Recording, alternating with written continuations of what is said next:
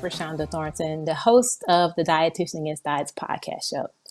Thanks to the local farmers and wonderful supporters such as Undeniably Dairy, we are proud to present to you the weekly Wellness Coalition panel series. This is a 10-part series where myself and a rotating cast of experts will discuss meaningful topics, focusing on what means the most to you during this COVID crisis. So that means every Thursday, I'll have panel guests that will bring great insights, perspectives, truths, and possible solutions. So again, thanks to Undeniably Dairy and the local farmers, this is able to be aired to you every Thursday morning at 11 a.m. on my Facebook page at Rashonda of Better Vessel. You can also see it on my YouTube channel and all other podcast stations and podcast platforms. So enjoy the show, and please reach out if you have any questions or have any topics that may be of interest to you. Welcome everyone again. We are at week 6 of the Weekly Wellness Coalition panel. This particular topic is obviously one of my favorites, but we're going to talk about the importance of nutrition during the COVID crisis. So I want to introduce you to my guests. I have here Tambra Stevenson. She is the founder and CEO of WANDA, which stands for Women Advancing Nutrition, Dietetics, and Agriculture. She also serves on the Food Policy Council in DC, and is the author of Where's WANDA? We have here as well Jennifer Broxterman. She is the CEO and owner of NutritionRX, which is nutrition counseling service. She also teaches at Bresca University and the University of Western Ontario in Canada. And I also have with me Michelle Rauch. She is Yep, there you go. She is a dietitian as well, and she works at the Actors Fund Home, which is a well-respected facility in New Jersey that serves the older community, and actually a lot of their individual people who have worked professionally in performing arts and entertainment in New Jersey. So that sounds pretty interesting over there. But I brought these. I want to say first of all, thank you, ladies, for joining and being a part of this panel. Thank you. And we're able to kind of grab nutrition experts from across the board, from anywhere from the macro level to the micro level, Pacific population. So this is great conversations that we all need during these times. So we're going to jump right into it, and we're going to just really talk about right now the challenges that we're facing in the COVID crisis. Not only challenges that we're facing, but the changes in just life dynamics. Everywhere from larger scope to just the individual person. So Tambra, I'm going to start off with you. Right now, I know being confined in one's home really can impact a person's ability for food accessibility, changing their dietary habits, and ultimately their lifestyle. How have you recognized in your area how food insecurity has impacting those, that has limited resources or limited transportation? Well, thank you for the question. I would say here in Washington, D.C., we have a number of organizations filling in the gaps. Actually, here in my own community of Ward 8, that are addressing the issue around hunger relief. We have definitely seen a surge when it comes to food banks receiving additional community members taking advantage of the resources, but also those who would typically not be found in the lines of food banks, such as the Burbia community of like Reston, Virginia, which is very affluent, many Republican leaning even. And so it's recognizing that with high historic levels of unemployment, even though DC is the nation's capital, government is known to be the seat of security when it comes to the economy. We are surrounded by Maryland and Virginia, which has had its own level of impact if you're not in the essential services area. However, we are in many ways blessed because the District of Columbia has been in a surplus. And so those who have been impacted have been able to receive pandemic EBT, and those who have not been on SNAP or TANF have also been able to recoup some of those funds that would have been spent within school systems now being placed on a card so they can help cover food costs for their children as well. Even said, there still needs to be more just nutrition literacy as it pertains to just smart shopping. Obviously, there's enough research around disaster, what consumer psychology says, that when people are in times of panic like this, they tend to self-medicate. High alcohol consumption has been an issue. And you also find that people recognize immunity health is important, but at the same time, they want comfort, and self-medicating with food is one of the easiest ways to do that. So there's a balancing act with those who have not, those who do have, but how do they use it, and those who have been doing the right thing probably all along. One of the blessings in disguise that a lot of nutritionists probably can agree upon is that by this social experiment of restaurants being closed, we're able to in many ways, see this as a golden opportunity of people eating at home more than ever. And it would be awesome to see a research study to see has it actually panned out that many have become healthier during this time of COVID, and if not, what have been the proper intervention to ensure that, which we can dive into of how we at WANDA are looking to do that level of impact work here in the district. Yeah. And it seems like it's a double-edged sword. There are going to be effects just how you're acting and responding to it to where you go to that comfort zone, but then it's an opportunity to where you're not going out as much and you're able to really make your meals at home. So that's a great point. Exactly. Yes. One of outside of the population where the economic lower income population, there's another population that is at heavy risk. And Michelle, this is like your niche right here. And so with this COVID, just at its volatile rate, we've seen the tabloids, we've seen the news about the elderly and one of the most vulnerable populations. Could you just kind of give us a little bit your perspective, how what you're doing hands-on and what you guys have been able to approach this, anywhere from food access to just make sure that they're nourished, just make sure that their health is at a bay, especially like some of these daycare centers now are adult daycare centers are kind of closing or limiting. So to me, it feels like it's probably a lot going on in your area of dietetics and nutrition. Well, specifically, I work in a multifaceted facility. It's an assisted living, memory care, long-term care, and subacute hospital. I can tell you from a perspective as a dietitian in a setting like this, there's several factors that come in. I mean, we prepare the foods for them, and they get their meals from us. They're not worried about having to access it on their own, which is a whole nother thing for the elders in the population.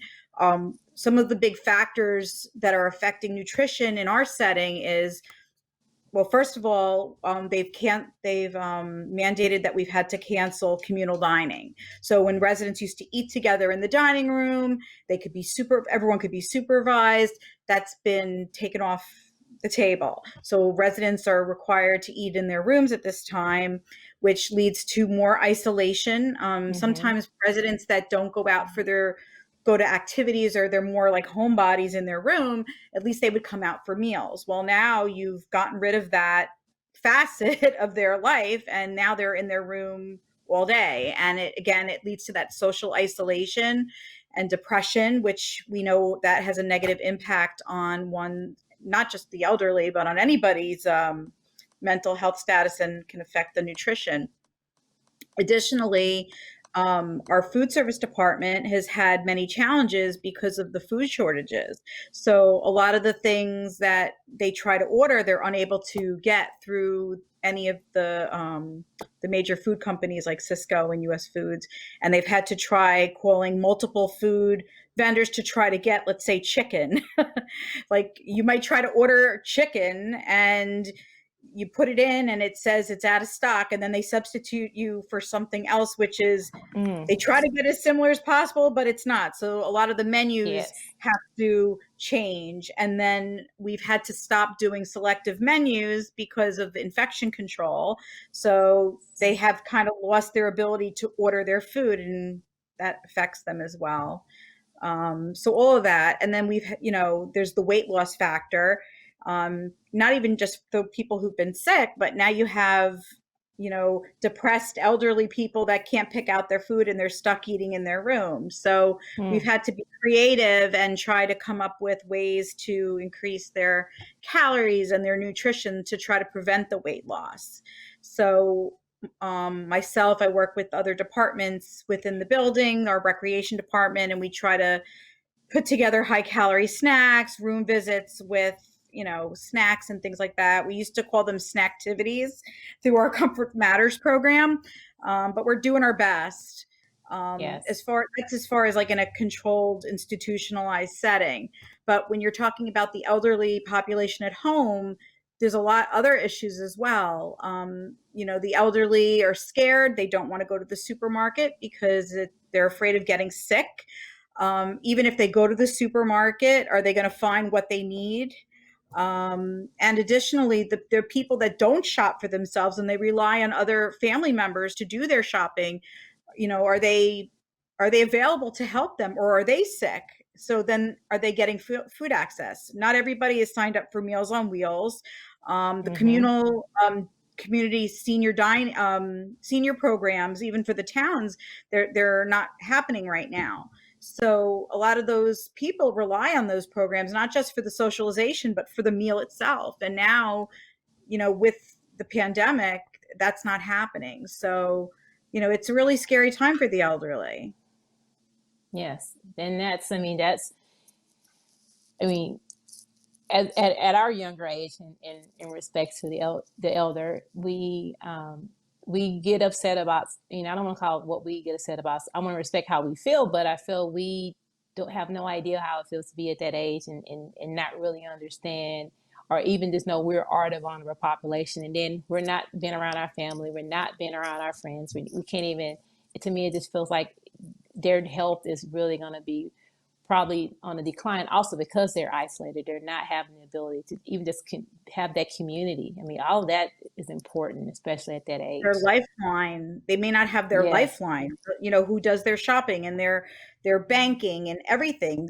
That person, that family member or friend could be ill and in the hospital, or just afraid to infect that person, the elderly person. So there's a lot of challenges. Yes.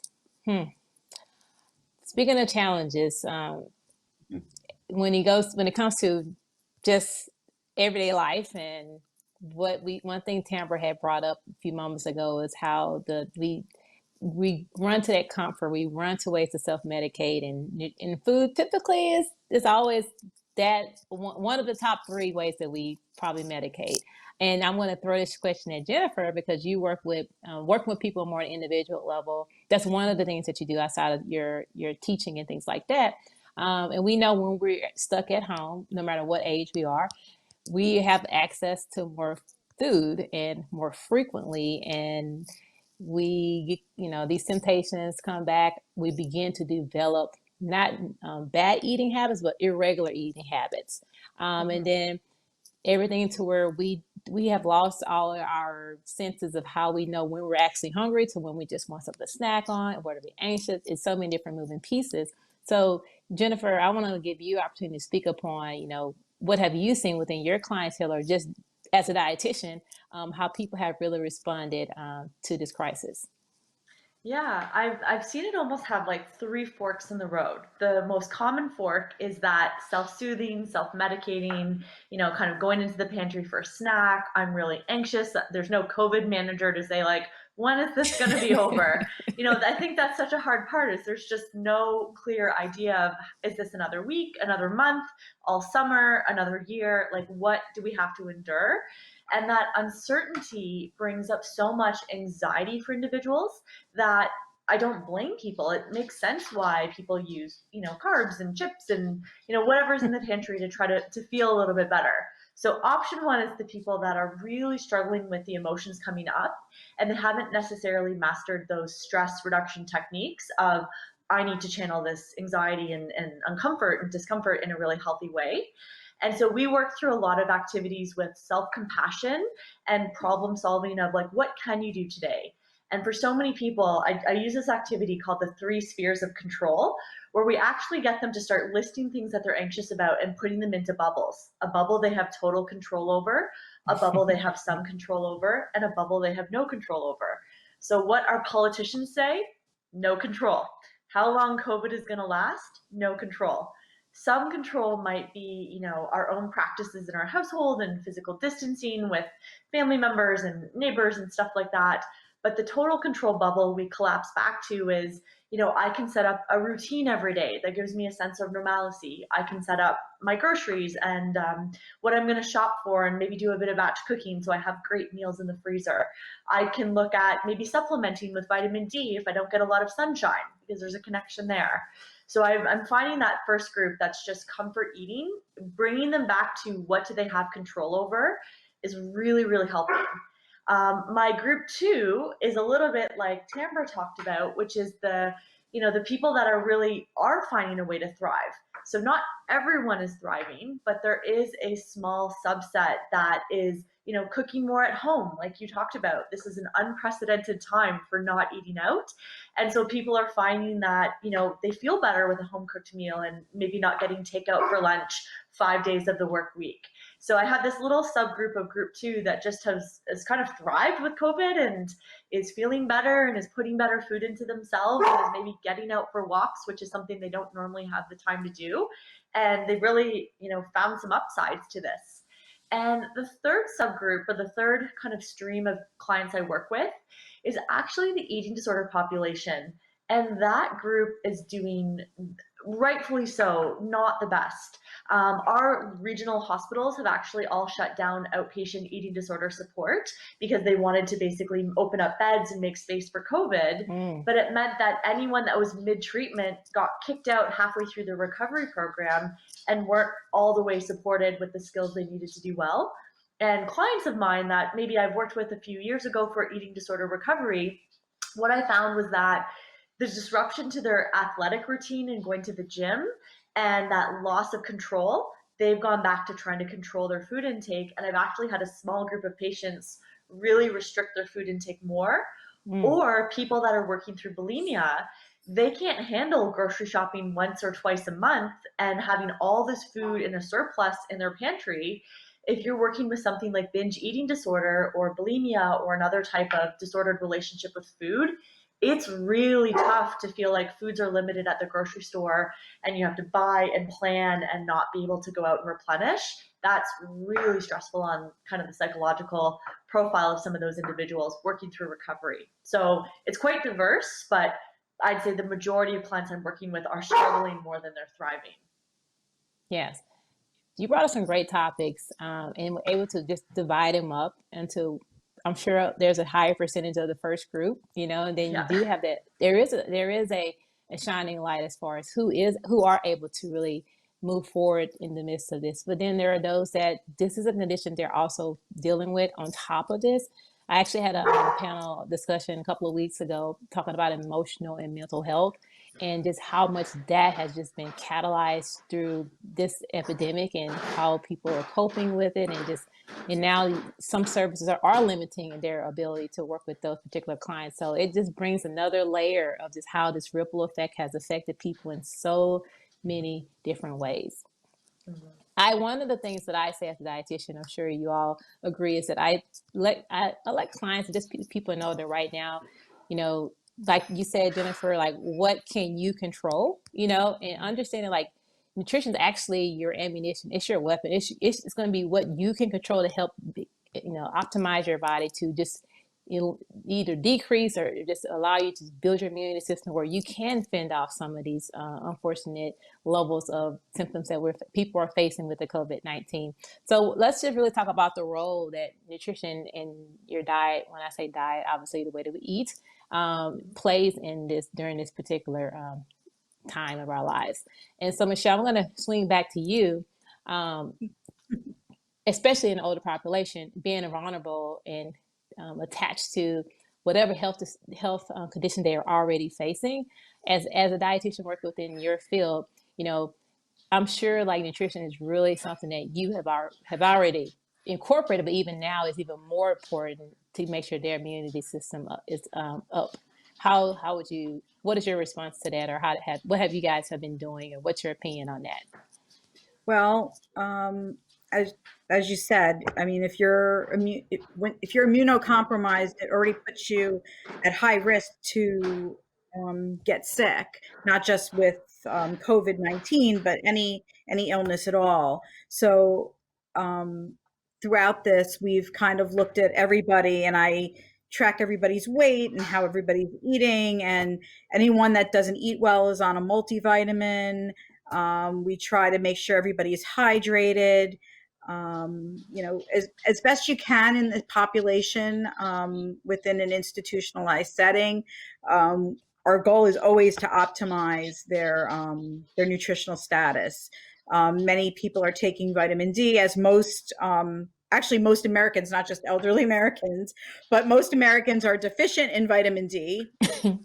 So we try to make sure that everybody is getting all their micronutrients and is hydrated and is eating to the best of their ability. A lot of times in the elderly population, they don't really have much of an appetite. You know, food, they generally don't want to eat their spinach. They kind of revert back to eating as when you were a kid. But we do our best. It's true. But we do Yes. our best. We do our best. And I had interventions in place for those who had become ill with the virus, to try to get them better in a better state, and with extra hydration, extra calories. Mm-hmm. Yeah, yeah. And this is, you like say, it may not be teaching them in a way of helping them to learn how to do it like we do as dietitians. It's more so just, I don't say prescribing, but just making sure that they are getting it, because we know that this is what's going to keep them alive and keep them healthy. You know, whether The they ones know that it are or not, if it's a big the one, concern. yeah, I mean, a lot of them have cognitive issues, so education is not really, you know, Yes. appropriate. But what we do is we make sure there's everything at an arm's length. There's always water or juice at their bedside. There's always snacks and whatnot frequently offered, to try to get them to get those extra calories in. And as I said, I kind of work with the recreation department, and because there's no more group activities, so they get these one-on-one visits from the recreation staff, and we try to incorporate a snack with that, some additional nutrition with that. So even if it's giving them an Ensure or a Glucerna, you know, during that visit, and it kind of helps them make sure that they drink the whole thing. We do, you know, whatever creative ways we can come up with, Yes.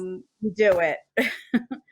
Well, it's good that you guys are staying creative with it, because you have to stay in front of it, because you know you can't depend. It's not going to be their job to make sure. It's going to be more so yours. So you guys are keep putting your heads together and keep, you know, finding ways to make sure that they get their nutrition. And one thing we just said a couple of times was, you know, the vitamin D, and you're not able to really get it right now. That's actually one of a key supplement that we're going to need during these times. I'm going to open up that window and talk a little bit about supplements, because a lot of people probably have a lot of questions, especially now. I mean, I'm sure supplements is also another market that has probably gone up over these times. And Tambra, so I'm going to give this question to you. You have worked or work in those communities where malnutrition may be something that is prominent. Where do you see nutrition supplements playing a role in some of those respective communities? Well, I would say right now, given the fact that many people are staying in place at home, and may not have the comfort level to go to the local park or walk along the river, vitamin D supplementation has been a major issue as it relates to people in general, but in particular African Americans. And so I would say supplementation in that regard would be a positive. as well as, even my own family and my children, since we're here, even though I'm staying on top of our meals, I'm also supplementing our diet as well. Just because of the immunity health element that has been really played out, and just reinforcing how important that an anti-inflammation diet is important. But we recognize the nutrition in our food and the topsoil not having the proper amount of nutrition in the West. It's pretty much clear that supplementation is a requirement if you want to maintain good, healthy levels. And so for those who can afford it, obviously, it's the way to go forward. But if we encourage pregnant women to do so, a lot of times people never anticipate being pregnant. So you really have to think very proactive and preventive of how are you getting the proper nutrition in your diet. So obviously all supplements are not created equal. Having walked the floors of Expo East and seeing so many different vendors out there, and so bioavailability is an important key factor. Connecting to a nutritionist, going to viable, credible sources to determine proper supplementation is important. But I would have people, again, assess their own, mood levels, get in touch with your body, and if not, connect to these awesome women here around how to really support them on their individual journey. Very well said. Very well said. And I like that you really made it you distinguish, all vitamins are not made equal, because the layman person just sees whatever marketing descriptor on the outside that looks fancy, that looks healthy. They're going to go for it without actually knowing, how to do proper research, or if this is something that's even, with the FDA regulations, things are too lax, and people just don't really know how to shop for what supplements they need. And so, but I see so many commercials that tell you all your fruits and vegetables brought into one capsule, and so people really feel like that's their life, that's their bridge as far as getting all the nutrients in one given shot. So this is definitely a place I'm setting Jennifer up, because there is a crowd right now that's dying and trying to get the best, anything they can get when it comes to supplements right now, because they feel like that's going to probably be their saving grace during these times. So, but we know that supplements are not created equal, and everyone doesn't need the same amount, and even knowing how to get it is important as well. So Jennifer, I'm going to swing this to you, and what are your thoughts when it comes to some of these supplements that we really should avoid, and then is supplements really a good replacement for healthy eating? Yeah, I think for anyone in the public that's listening to this, wondering what should I run out and buy, what are these dietitians going to tell me to do, I'm probably going to let some of you down by sort of starting with like whole foods first approach, and I think most dietitians would agree. So if we can start with trying to color up our diet with the rainbow. So I find when I give advice, I try to make it like really direct and really simple and very action oriented. So as an example, it might be, let's start with red, orange, yellow, green, blue, purple, white. And if we can hit a few of those colors in the week, let's start there. If you're a family that already eats lots of fruits and veggies, let's try to get one from each color on your grocery list. So, that's a great place to start. And then the other thing would be, obviously, like whole food protein is so valuable to our immune system, because our antibodies, which is something that our white blood cell, I kind of call them like ninja throwing stars or little sticks.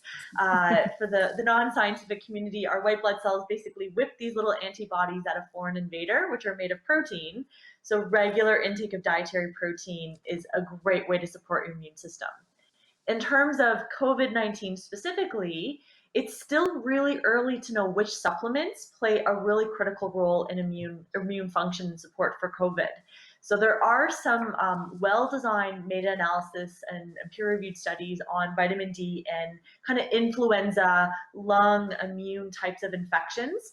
So when we look at historical data, there definitely seems to be a positive link between better blood levels of vitamin D and better ability to fight influenza, respiratory type viruses. So that's where that vitamin D kind of indication has been carried over with COVID.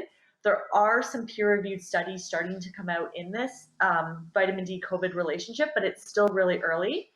I know one of my colleagues at Western University, they particularly study gut microbiome. So they started to run a trial in some of our local patients in our hospital on probiotic supplementation and basically kind of that gut immunity barrier, and also looking at the duration of symptoms, especially lung-related, respiratory-related symptoms. And then when they looked at kind of historical data with those influenza, respiratory-like illnesses, there does seem to be a link between a shorter duration of symptoms and severity and better probiotic, intake and or better digestion of something we call a prebiotic, which is fibers that our probiotic bacteria eat. But that goes back to whole grains, our fruits and veggies, eating the rainbow. So for the public, right now, the things to avoid is something that is probably preying on public fear, where it's promising a cure, prevention, treating. We don't have the evidence that's that robust and that well studied to say anything out there is incredibly preventative or curative of COVID.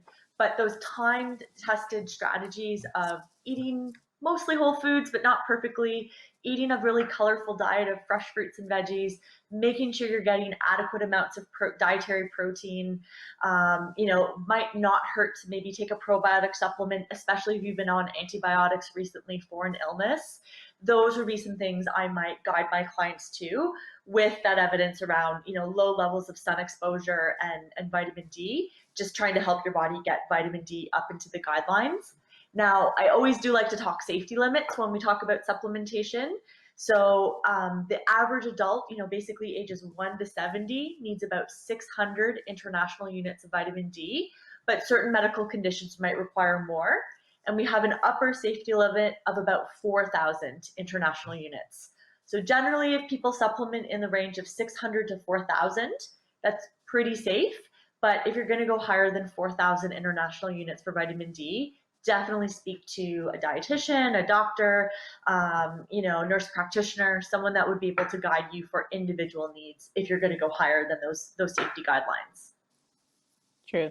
And even understanding that that's just vitamin D. And with all different types of supplements, you have to really be conscientious of what amount is fit for your body, because you don't want to increase more than what you need, increase toxicity. Right. And you also don't, then again, it's about availability of these particular supplements. Are they really going to absorb in your body effectively? How much of it is a filler? I mean, so many different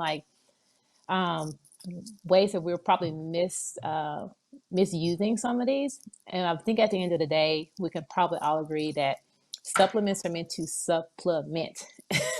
They're not meant to provide all the nutrients that your body needs. So you can't really keep a tally of how much vitamin D you need, how much zinc, how much vitamin C, some of it's so many different varieties of vitamins.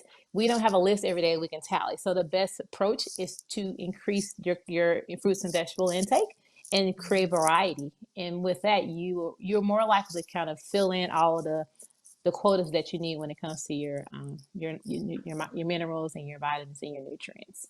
Does anyone else, before we move to the next topic, want to jump in and speak upon any of those things when it comes to just healthy diet versus supplements? Well, I just wanted to make a quick mention and just what I've in the nursing home and the acute work, and doctors ordering a lot of zinc and vitamin C. Because there were some early studies and some hope that it had some help, but it caused a run on these supplements. So now it's like impossible to get them from our pharmacies. And even in our local supermarket, if you try to find vitamin C, you can't find it. Or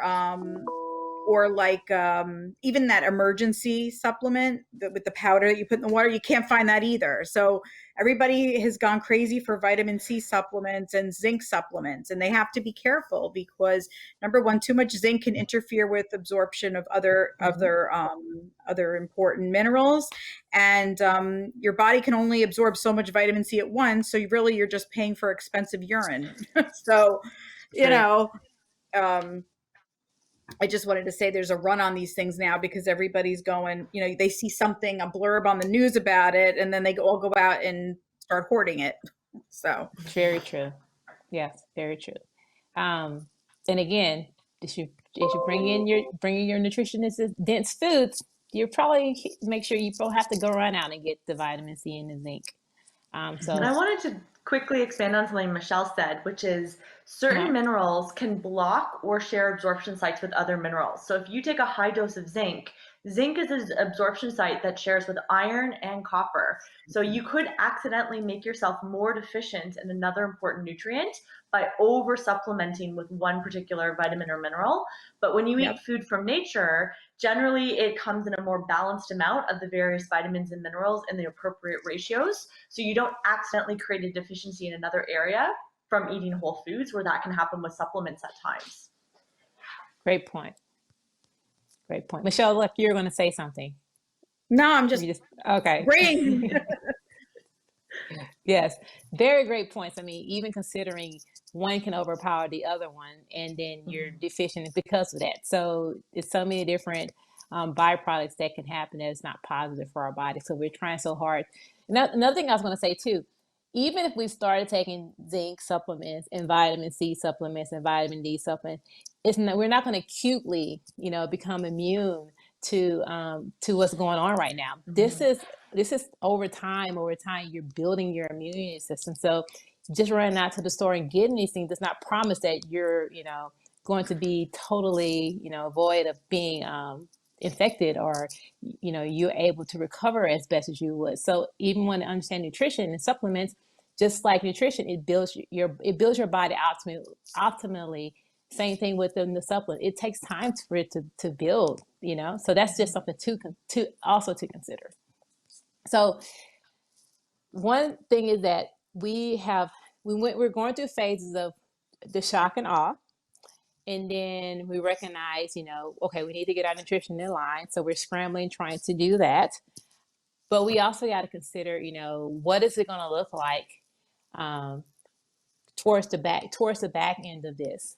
That's a relative statement because we don't know what the back end looks like, but how are we going to be able to not just jump on the bandwagon because we're scared, but how are we going to be able to maintain this and turn this into a long-term thing? Everyone be forced, you don't want to force anyone to change their lifestyle, but this kind of one of those scary moments where people are realizing all the things they were told to do in the past was probably a good idea. It's time to start doing it now.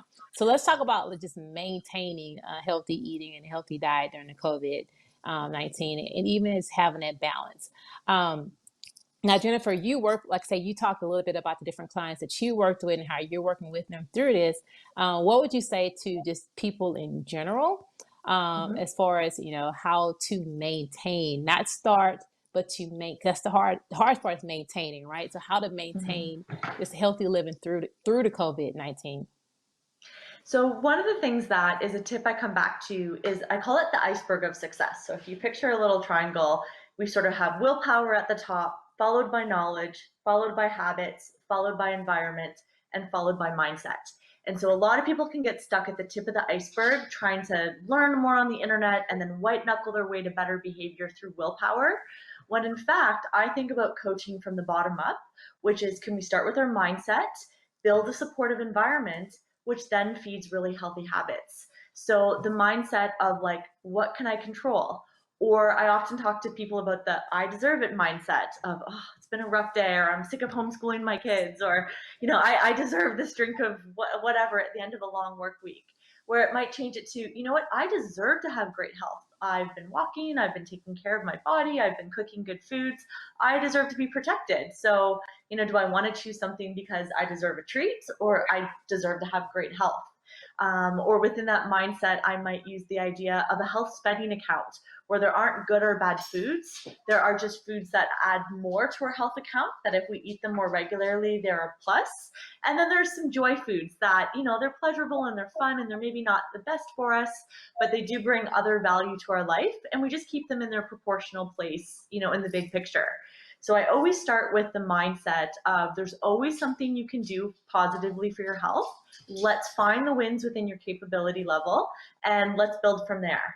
And then building on the mindset environment, we now start to work on healthy environments. What does it look like if you cook dinner to stick 1 or 2 extra portions into the freezer?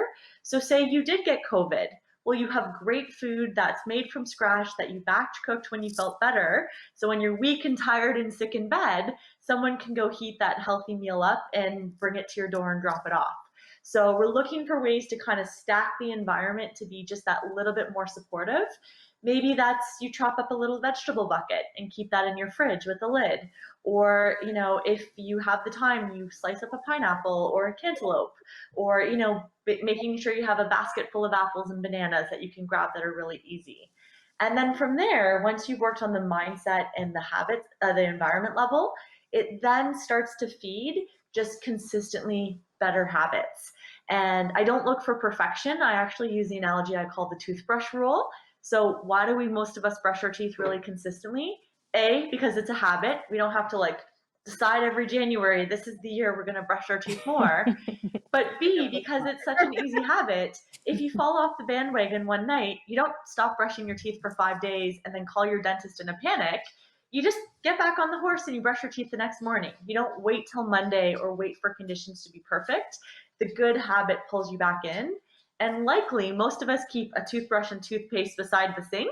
It's not like we're mixing toothpaste from scratch every time we want to brush our teeth, nor is our toothbrush hidden in the glove box of our car. It's right there in the environment of where we want to execute that good habit. So I ask clients to sort of say, what could be the toothbrush win of making it small and making it consistent and building an environment in your home that supports a really great habit you want to build on. And we just start small. It doesn't have to be overwhelming. It could be freezing 1 portion of a relatively healthy meal you made from scratch, or cutting up some carrots and cucumbers and sticking them in the fridge for your family. Just little tiny actions. Mm-hmm. Great. That I like that, the upside down pyramid scheme, start from the bottom to the top. That's a great visual too. I like the way you just brought that analogy in, because people can relate to it and they can remember the toothbrush, the toothpaste. They can remember that. So great. That was great. So that's maintaining. We're also going to talk about now maintaining and just post coronavirus. Tambra, I'm going to give this to you because you work, I want to get your recommendations. I know, I did some research on your organization, and I see that agriculture is a big part in empowering women and girls to increase their health and be able to learn how to appreciate the land.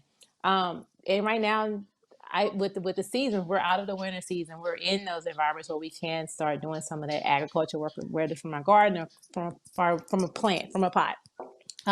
So what would be your recommendations for those who are in limited spaces to help them through this COVID crisis, and even considering it on the back end of it, coming out of it? What would be your opinion and your recommendations for that?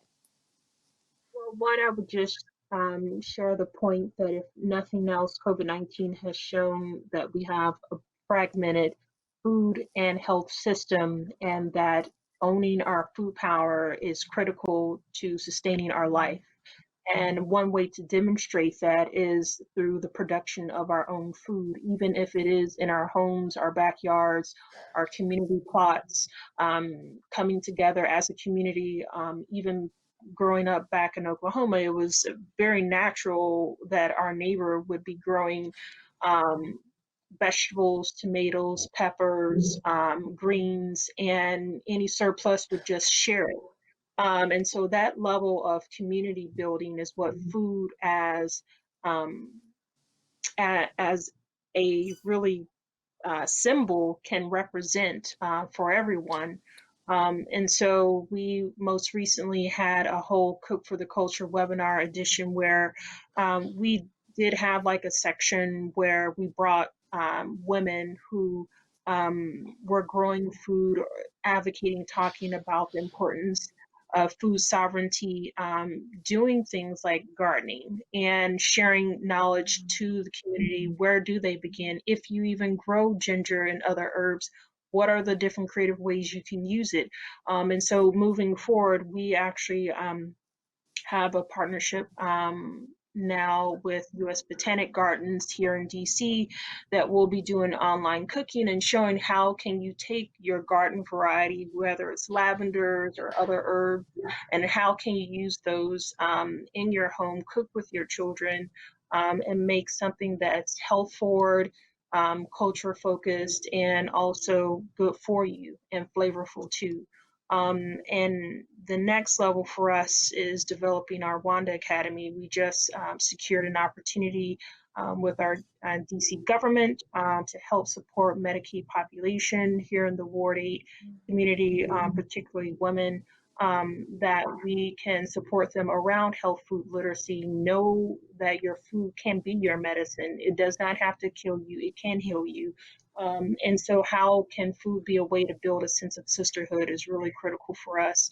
And therefore we remove the stigma around the physical distance that COVID brings, but provide the social cohesion that the digital spaces can bring for women as well. So those are a sample of like proactive solutions that we are working on, as well as just encouraging what others can do in building community among their friends, getting on an online webinar, so many different platforms from the now Google Meet, Facebook, having breakout rooms, competing with Zoom.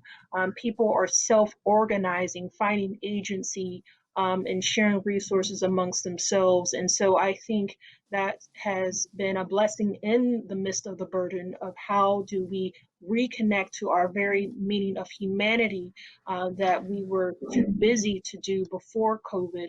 And understand that life is precious, food represents life, and we should be circulating that within our own ecosystems among ourselves. Yes. I mean, the way you put it was well put. You know, this is the time. This is the time to gather those people. And I think we've learned to lean on each other during these times. And how can you create spaces where we're enriching each other and we're empowering each other? And for us as dietitians, and I feel this is like our baton to find creative ways, create new platforms to not just tell the public how important it is, but teach them how to do it and guide them and be the backbone of the importance of nutrition in life. Totally. So thank you for them. And your organization, it sounds like you guys are making those strides right now in your DC area. So that's really great for you guys. I'm going to end off now and let Michelle take it home and just talk about, the effects of what we're dealing with is causing people to not just think differently, but how people are starting to be more proactive, so that if something like this were to happen again, they have systems in place. So, have there been any programming or initiatives, even anywhere from policy changes that will be able to protect the elderly if something like this were to happen again that you are aware of? Well, in our facility, we've had to write we have a whole binder of new COVID or pandemic policies, that specify about communal dining, about weight policies, anything you can think of, we have a new policy on for and also for emergency food supply, and alternate vendors to use to get the food. So we have what we need for the residents. So yes, there's plenty of that in the community. I'm not entirely sure what's going on, but I would like to think that the communal dining, the senior centers, Meals on Wheels, SNAP, all of these government programs are putting things in place. So, in case of emergency, that they can make sure our seniors are well taken care of. And as individuals, if we have elderly family members that we help out, we should all make sure we have contingency plans for them as well. Just, because, you never know what's going to happen. Mm-hmm. Yeah, I think this kind of allows it.